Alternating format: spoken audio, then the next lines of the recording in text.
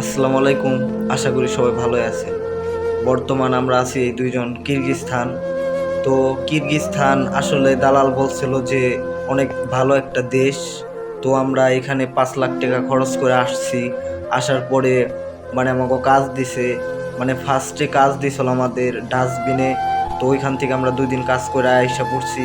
এরপর ক্লিনারের কাজ দিছিল, ওইখানে আমাদের অনেক কষ্টের পরিশ্রমের কাজ দিছিল, 16 ঘন্টা ডিউটি, 2 বেলা খাইছি। তারপরে ঘুমানোর অনেক কষ্ট।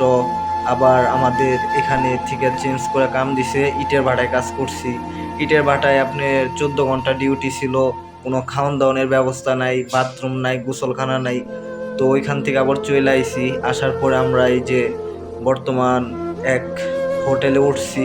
ওঠার পরে বাসায় থেকে 50,000 টাকা আইনে এখানে বর্তমান অবস্থান করতেছি। আর আমাদের কাছে কোনো পাসপোর্ট বলতে কিছু নাই, তার জন্য বাংলাদেশে যাইতে পারতেছি না, দুঃখজনক।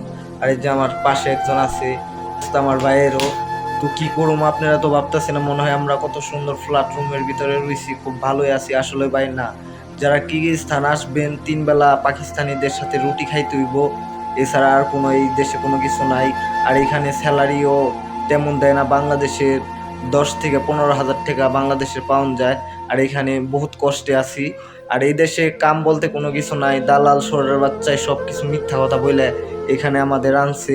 আনার পরে এখন বাংলাদেশ আমাকে ফিরবার দিতেছে না, আমরা বাংলাদেশেও যাইতে পারতেছি না। আর আমরা অনেক ভয়ানক পরিস্থিতিতে পড়ে গেছি গে। এখানে রুম থেকে বের হওয়া যায় না, পুলিশে দাবড়ায়। তারপর এখানে পাকিস্তানিরা মারধর করে, এখানে কোনো কাজ বলতে কিছুই নাই। তো আপনারা কেউ দালালের কথায় বিশ্বাস করে কিরগিজস্তান আসবেন না। আশা করি সবাই ভালোই থাকবেন।